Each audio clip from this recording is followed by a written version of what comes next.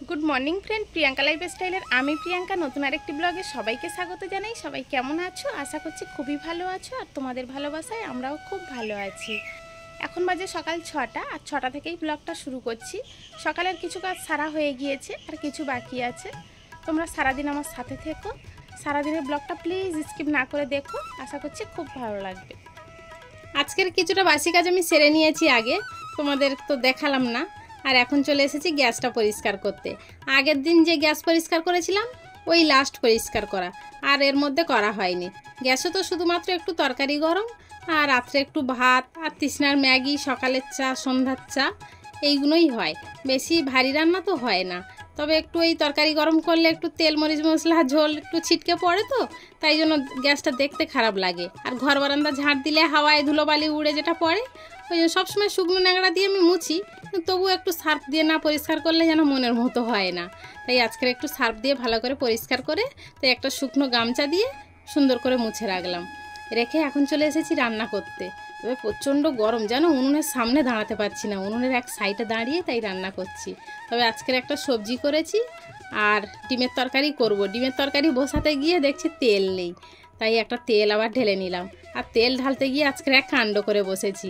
তেলের ওই ছেঁড়া মুখটা প্যাকেটের এক সাইড দিয়ে তেল পড়ে গিয়েছিল, সে আবার তুলতে খুব কষ্ট হয়ে সেদিকে কাজ মিটিয়ে এখন এসেছি এই রান্নার কাছে। তরকারিটা বসিয়ে দিয়েছিলাম অনেক আগে, তবে তরকারিটা প্রায় হয়ে গিয়েছে। তাই ফুটে যেতেই আমি ওই ভাজা ডিমগুলো দিয়ে দিয়েছি। আর একটুখানি ফুটবে, ঢাকা দিয়ে দেবো, দিলে একটু ঝোলটা একটু ঘন মতো হয়ে এলে নামিয়ে নেব। তবে তৃষ্ণার বাবা কাজে যাবে, আমাকে তাড়া দিচ্ছে, রাগারাগি করছে জানো। আচ্ছা তোমরাই বলো, সকালে এত কাজ সামলাতে একা হাতে কষ্ট হয় না? আর টাইমের সঙ্গে কি করে দৌড়াবো আমি তো বুঝেই পাই না।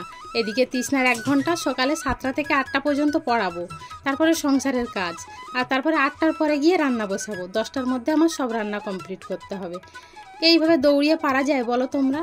তবে ওই তরকারি ফুটছে, তাও রাগারাগি করছে বলে আমি ওনার তরকারিটা তুলে দিচ্ছি। তবে উনি তো আবার ডিমের কুসুম খায় না, তাই এই তরকারিটা তুলে নিয়ে এখন ফ্যানের কাছে যাব। ফ্যান ওদিকে ছেড়ে দিয়েছি, ওদিকে ফ্যানের সামনে গিয়ে তরকারিটা ঠান্ডা করব, করে তাই ডিমের কুসুমটা বের করে দেবো, মানে বের করে বাড়তিতে রেখে দেবো। তৃষ্ণা খেয়ে নেবে আর তরকারিটা দিয়েই ভাত দিয়ে দেবো। কুসুম খেলে কোলেস্ট্রল বেড়ে যায়, তো ওই জন্য খাওয়া বারণ আছে ওনার। উনি তো হার্টের সমস্যার মানুষ, তাই জন্য একটু সাবধানেই খাওয়াতে হয়।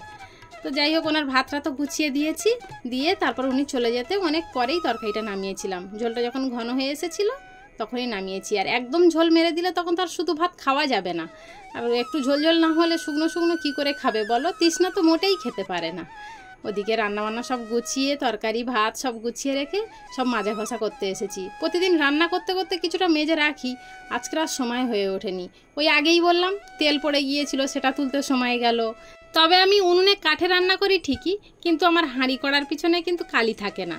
আর আমি বিয়ে হয়ে এসে থেকেই দেখেছি যে এনারা কালি ঘরেতে তোলে না, তা আমি সেইভাবেই এখনও রাখি, কালি ঘরে তুলি না। আর আমার তৃষ্ণা তো বহুত বদ, যে কালি যদি ঘরে থাকে ও তো নিজেই মেখে ফেলবে, ওই জন্য সব কিছু মেজে সাদা করে তাই ঘরে তুলতে হয়, আর দেখতেও ভালো লাগে। থালা বাসনগুলো আমার সব মাজা হয়ে গিয়েছে। এখন একটা কাপড় দিয়ে থালা বাসনের গা ভালো করে ঘষে তাই ধুয়ে নিচ্ছি।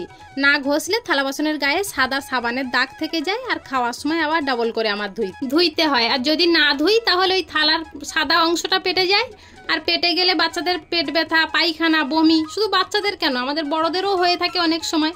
আর তখন আমরা পিছনের কথাটা কিন্তু ভাবি না, ভাবি হয়তো তরকারিটা কেউ খুলে রেখেছিল, তরকারিতে কিছু পড়েছে, কারণ নজর পড়েছে, বা ভাতে কিছু পড়েছিল পয়জান, তাই এরকম সমস্যা হয়েছে।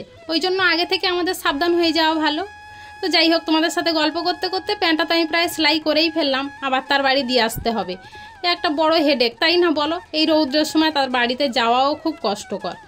বললাম যে নিয়ে যাও, ফোন করে বললো যে একটু দিয়ে যাও, আমি কাজ করছি, তাই আবার দিতে যাই। চলো, কাজটা তো আমি শেষ করেছি, এবার মেশিন থেকে খুলে নেই। তবে একটা সমস্যা এখানে জড়িয়ে গেল কেন দেখে, তাই আমি এটা কেটে নিয়েছি।